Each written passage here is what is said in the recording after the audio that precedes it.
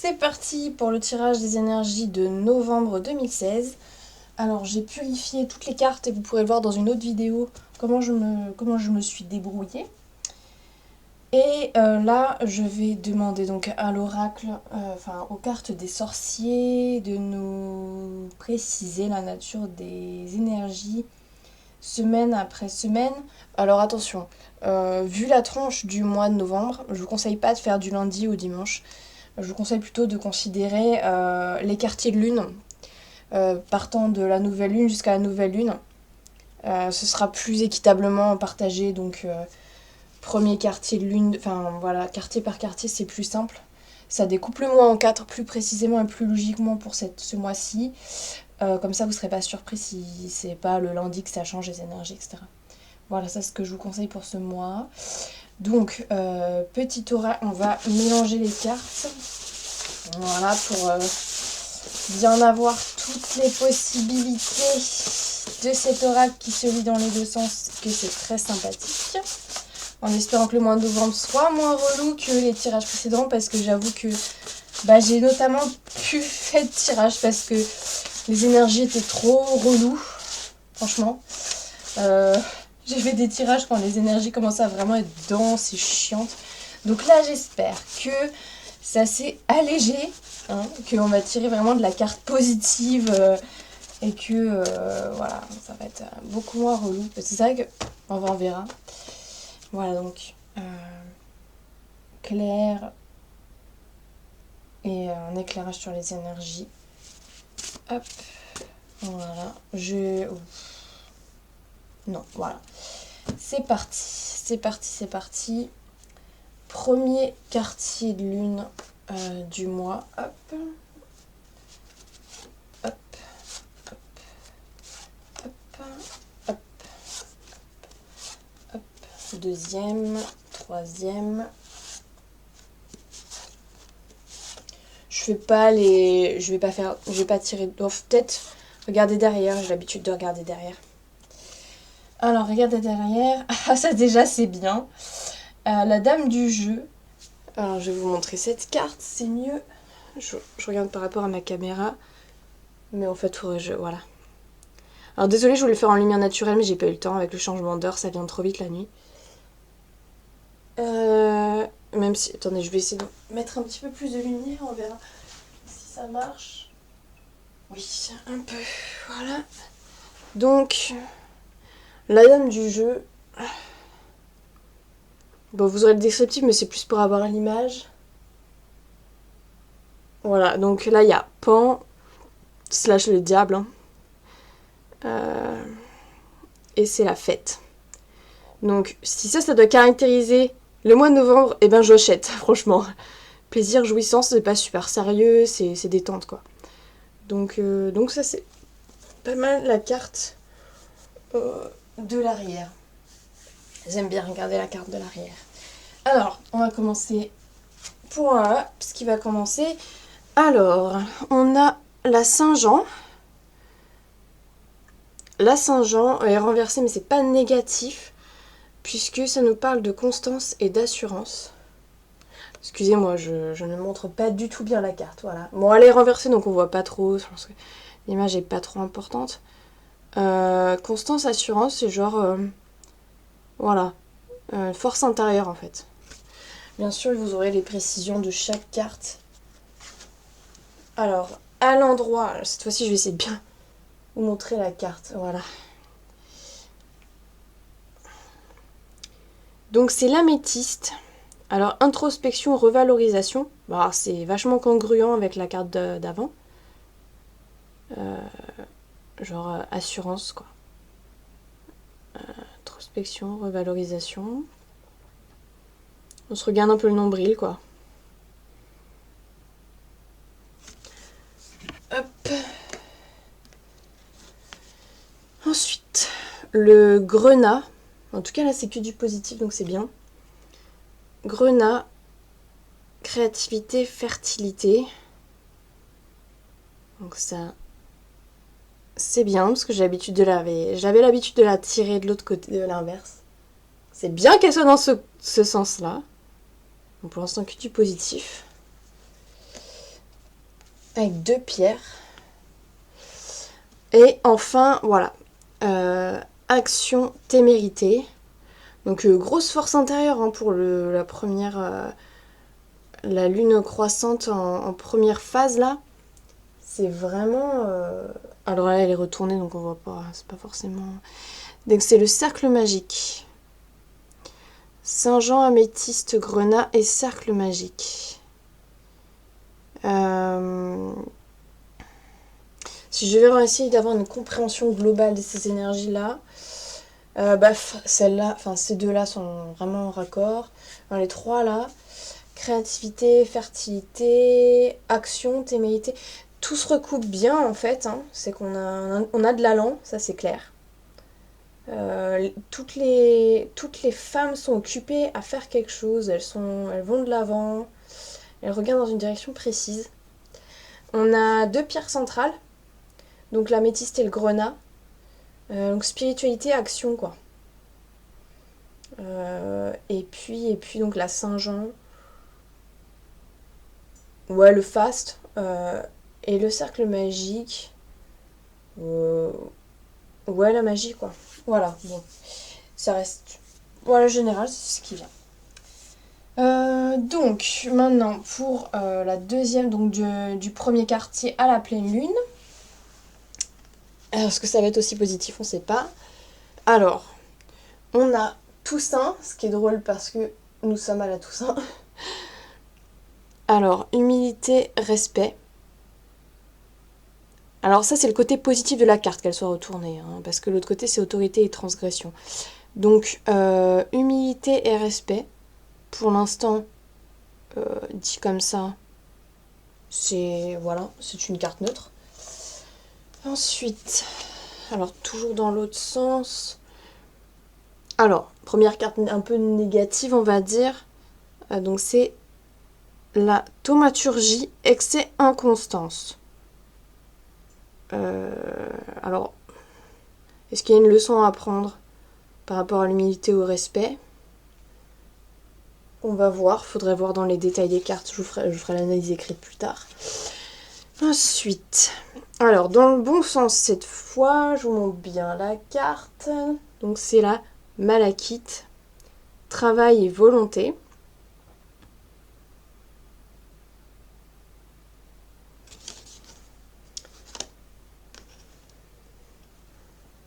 Ouais, alors là c'est bon clairement du coup, avec donc cet œil de tigre, ça nous montre quelque chose de beaucoup plus studieux. Donc l'œil de tigre, les projets, la détermination.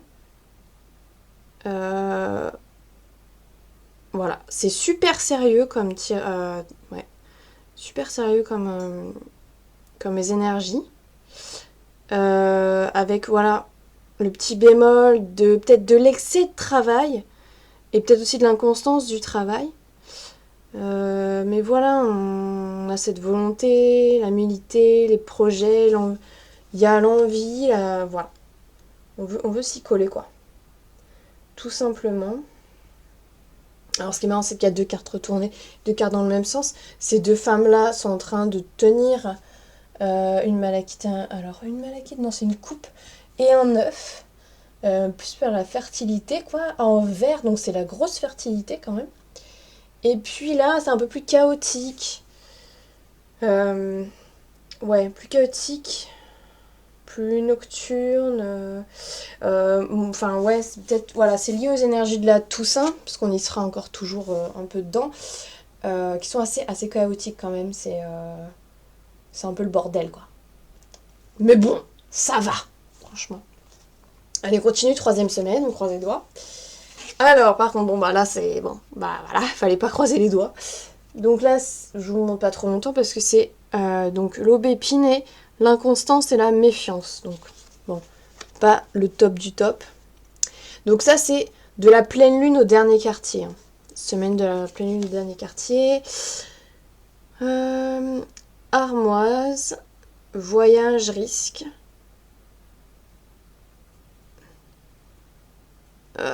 Ce qui est plutôt le côté négatif de cette carte, on va dire, même si c'est plutôt neutre, hein. Voyage et risque, ça veut pas dire grand, enfin c'est pas, voilà. Mais bon, voilà, une mise en danger un peu quoi. Mais voilà, on a quand même une belle obsidienne là comme ça, avec un magnétisme, un charisme, et 2 oiseaux qui veillent sur nous.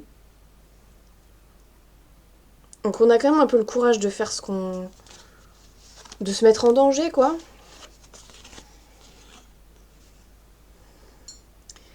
Et la mandragore qui nous parle de passion et de liens affectifs.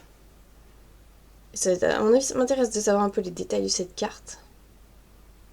Donc, est-ce que, voilà, le voyage, les risques, c'est fait parce que, voilà, il y a clairement, voilà, une petite mise en danger mais une assurance, quoi. On y va, ouais, c'est dans le lien, quoi. Le magnétisme, la relation aux autres, force intérieure, attraction personnelle, et puis aller vers l'autre. Et là, eh ben, ouais, l'armoise, voilà, on bouge, on tente le coup, même s'il y a cette méfiance quand même. Voilà, donc c'est pas spécialement négatif. Hein. Non, non, non. On verra dans les détails des cartes, hein, de toute façon. Et pour donc du dernier quartier à la nouvelle lune, donc de novembre, oui. Alors, on tombe sur le rubis étoilé, qui est globalement une très bonne carte. Renversé cette fois, donc là c'est l'entente et la complicité.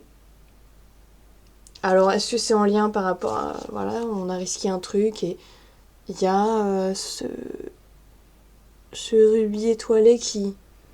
Bon, qui arrive. Bon, il est renversé, donc je vous montre pas 10 ans. L'apatite. Changement, révolution. Ce qui est marrant parce que l'apatite, ça fait apathique. Ce qui n'est pas du tout le thème de cette carte. Alors, une carte très positive encore. Je suis jamais tombée dessus encore. Là, voilà, il y a des choses qui changent, quoi. Clairement. Toudoudou. Révolution, c'est quand même... voilà. Alors, potentille. Donc, ça nous parle de sagesse et de carrière. Pour l'instant, je fais pas trop le lien entre les trois, là. Ça semble un peu décousu, je trouve. Mais bon, voilà. Enfin, c'est une dominante rouge. Et enfin, alors, ouais, bah c'est ça en fait. C'est comme s'il y avait une espèce d'ouverture qui se faisait à la fin novembre, là, sur la dernière semaine, avec donc la pierre de lune. Donc rien qu'on ait le côté positif de la carte, éclaircissement, ouverture. Donc peut-être ouais, des infos supplémentaires, des nouvelles, des choses qui bougent. Ouais. Changement, révolution. Je dirais que ces 2 cartes-là se font un peu écho. Bon, on verra voilà, dans le descriptif écrit ce que ça donne. Mais bon, voilà, en tout cas, c'est un mois très positif. De toute façon, alors est-ce que c'est une conseil des cartes des sorciers qu'il faut se concentrer sur le plaisir et la jouissance, que c'est un mois qu'il faut pas trop prendre au sérieux non plus, que voilà, en gros les énergies sont pas lourdes, lol. Voilà, ça c'est ce que l'oracle, enfin les cartes des sorciers avaient à nous dire pour ce mois-ci. On va demander gentiment aux vampires, puisque c'est la Toussaint, enfin c'est Samhain, c'est Halloween. Je me suis dit tiens, je vais les sortir ces petits vampires pour avoir un peu l'aspect sombre. Qu'est-ce qu'ils ont à nous dire? Et j'ai tout bêtement retourné.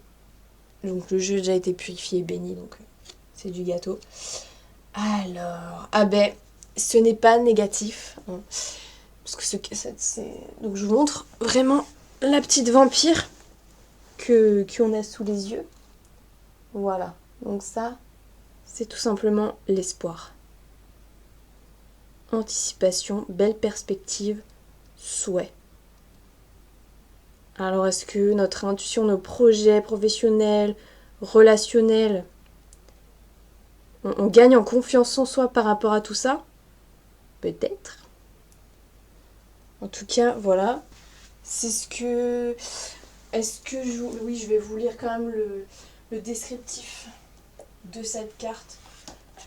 S'il y a quelque chose qui fait écho au reste du tirage, donc c'est la carte numéro 43. L'avant-dernière carte du paquet. Je vais le mettre là, hop, que vous le voyez. Alors... Cette petite créature, ce petit être, un vampire avec un cœur et une âme, est entouré par la mort. Bon, là, on est raccord par rapport à tout ça. Par ce qui se termine par la tristesse, par le vide, et par ceux qui l'ont laissé. Comme vous, elle est confrontée à l'obscurité chez les autres et dans la vie, et elle se sent complètement seule. Mais ce qu'elle possède en elle, c'est sa capacité à espérer, et c'est ce qu'elle choisit. Ce n'est pas toujours facile, mais elle a allumé une bougie dans l'obscurité profonde sur un tas de crânes et rien d'autre, et elle a apporté une lumière qu'elle a tenue. Vous êtes invité à vous élever au-dessus de ceux qui cèdent au désespoir et à la négativité. Ça ne demande pas d'être faussement optimiste ou d'afficher un visage heureux, ni de refuser de faire face à ce qui doit être géré, juste d'être optimiste, quoi. Vous connaissez pas le résultat, vous savez pas ce qui va se passer, c'est que voilà, l'espoir va vous soutenir. Faites ce qui doit être fait. Cette situation est difficile, alors peut-être que voilà, ce développement de ta confiance en soi jusqu'à cette ouverture, ça va demander de se pencher sur l'espoir, quoi, de faire grandir cet espoir en soi, même si ça prend du temps, quoi. Cette lumière attirera l'aide d'une intervention, l'assistante et notre admiration doublée de notre respect. Nanana.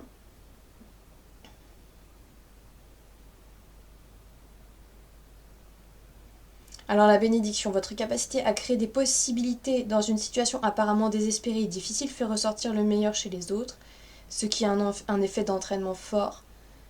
Malédiction, sans espoir nous perdons du cœur.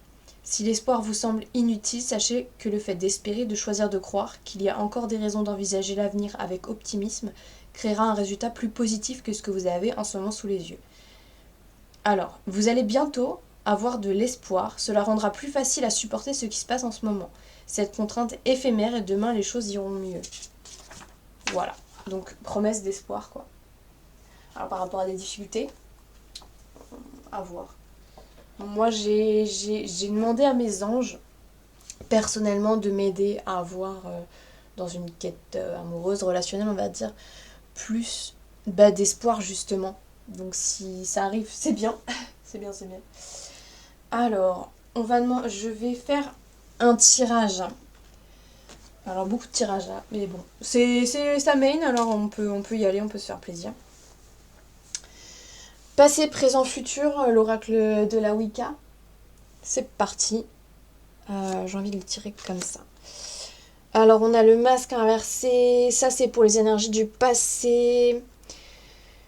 Alors vite fait là, c'est plutôt l'ego. Alors, le destin qui a pas l'air d'être trop au rendez-vous pour le mois. Et 20, ça c'est l'union, les liens. Alors je vais vous dire le descriptif pour chaque carte. Donc on passe d'une ancienne énergie, donc 21.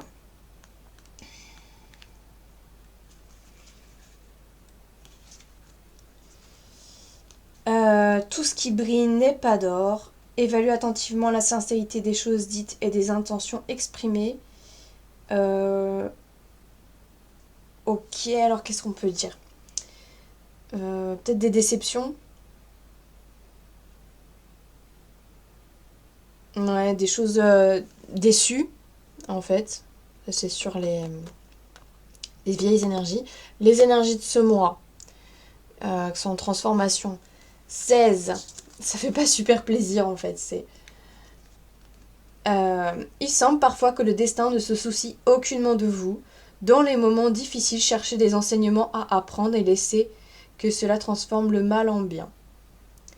Bah, c'est en gros, c'est stand... Enfin, voilà, si on a l'impression qu'il n'y a peut-être pas les choses qui arrivent aussi vite qu'on voudrait, ou que ça se met... Mais bon, voilà, faut... les rouages, ça se met en place petit à petit. Et puis, c'est plutôt vers la fin du mois, hein, le futur, et là, on est quand même voilà, sur du développement positif, parce qu'on a la bague. Donc assurez-vous que votre parole d'honneur soit digne de confiance et faites en sorte que les autres aussi se comportent avec la même noblesse. L'honnêteté est à la base de toute relation de valeur. Si vous voulez pouvoir vous fier aux autres, assurez-vous que les autres puissent avoir confiance en vous. Alors, affirmation, je suis digne de confiance. Défi, suis-je fidèle à mes promesses. Mais moi, ce que je ressens quand même de cette carte, c'est... Bah, clairement, voilà, une alliance amoureuse quand même, quoi. Il y a quand même un cœur dessus. Même si, encore une fois, c'est par rapport à mes propres problématiques. Donc ça peut être différent pour vous, complètement. Donc, c'est vrai qu'en fait, ça fait un parallèle, là. Ça fait un parallèle entre quelque chose qui n'était pas digne de confiance, qui était faux. On passe du faux vers l'authentique, vers la confiance en soi. Et là, il y a une progression de confiance en soi, en fait, hein, quand même. Que ce soit sur cet oracle-là ou cet oracle-là, on va vers une plus grande confiance en soi. Plus grande assurance, plus grand espoir. Intuition, Tucha.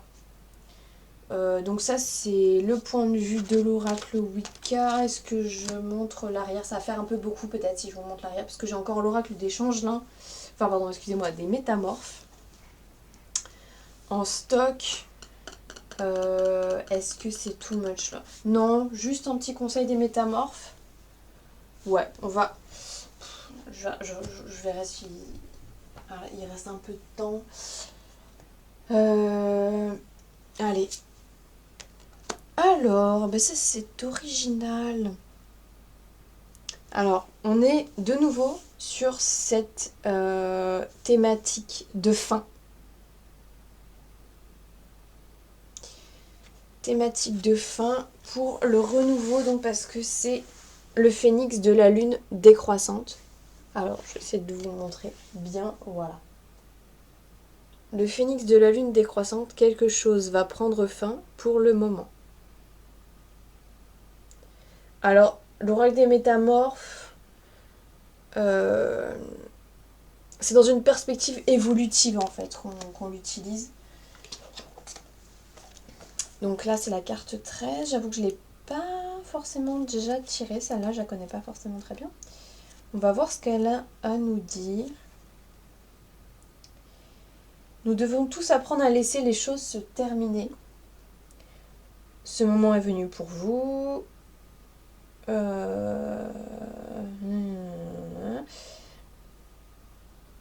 Si quelqu'un ou un être aimé est sur le point de partir, que ce soit sur le plan énergétique, physique ou même transitoire, vous devez le laisser s'en aller. C'est vrai qu'en fait, pour faire place au nouveau, il faut aussi... Parce que moi, j'ai pris conscience qu'il y avait une relation dans ma vie auquel je ne renonçais pas, alors que, de toute évidence, c'est la fin. Parfois même il faut y mettre fin pour que ça redémarre, tout simplement. Ça c'est peut-être aussi un peu ce que nous dit le phénix. Vous viendrez à bout de cette perte avec le réconfort du phénix d'argent. Le phénix de la lune décroissante symbolise la libération des liens qui doivent être coupés. Donc là c'est exactement ce que je viens de dire. L'élément feu est bénéfique en ce moment. Il détruit et purifie tout en vous rappelant que la flamme se rallumera. Alors, flamme, voilà, il y a quand même un gros écho de ces deux oracles. Bon, c'est Lucie Cavendish à chaque fois, donc c'est pas trop surprenant. De fin.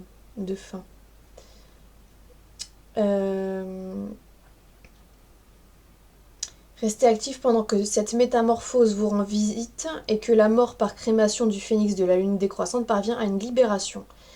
Il s'immole puis renaît de ses cendres. Quelque chose doit être consumé pour renaître. Qu'y a-t-il dans votre vie qui vous retient prisonnier? Que devez-vous brûler et purifier symboliquement afin de renaître? Alors peut-être moi, parce qu'effectivement, c'est ma dernière relation amoureuse. Et ouais, pour faire place au neuf, faut virer l'ancien.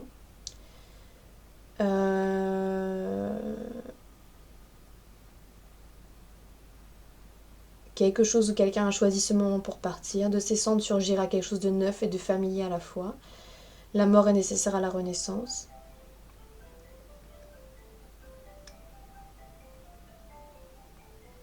Alors, il s'agit d'une mort extérieure aussi bien qu'intérieure qui concerne peut-être un lieu de travail aimé, une amitié devenue malsaine ou la mort d'un proche. Dans tous les cas, laissez-les partir. Il ou elle reviendra. On ne peut pas renaître avant d'avoir appris à mourir. C'est l'occasion pour vous d'apprendre quelque chose de très profond et de très important. Ne le manquez pas en résistant à ce qui doit advenir.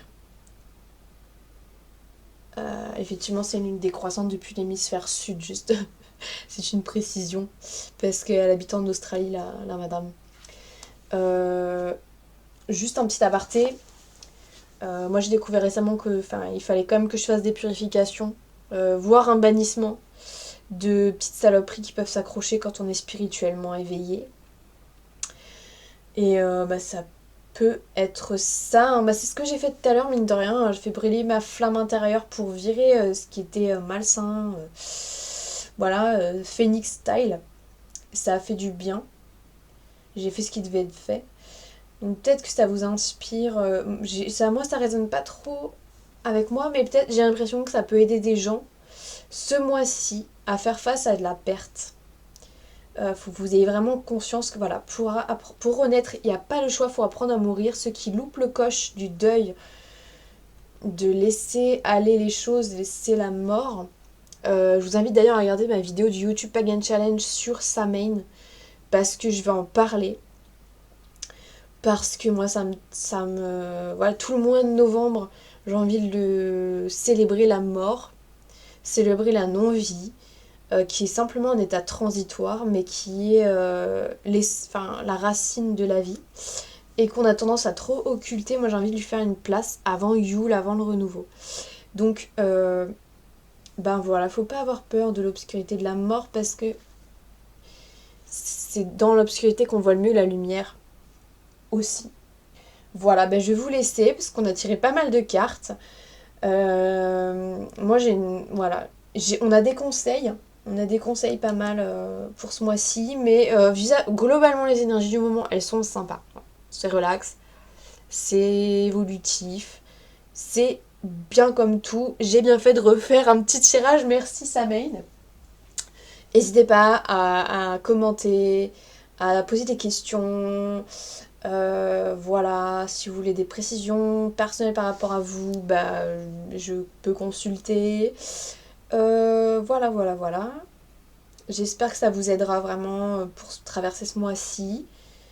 Et puis vous aurez le descriptif des quartiers de lune par quartier de lune en l'occurrence.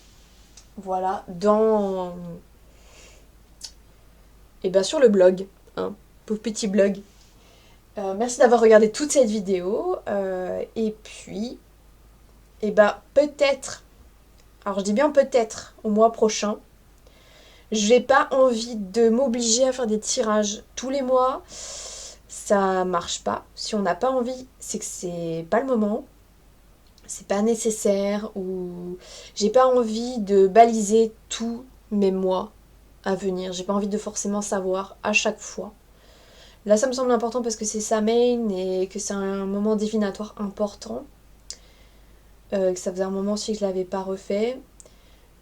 Donc je vous garantis absolument pas qu'il y en aura une pour savoir pour le mois de décembre. C'est vraiment, si je le sens, c'est possible, c'est vraiment possible, il n'y a rien qui l'empêche. Si la série noire est enfin terminée, ça va m'encourager. Voilà.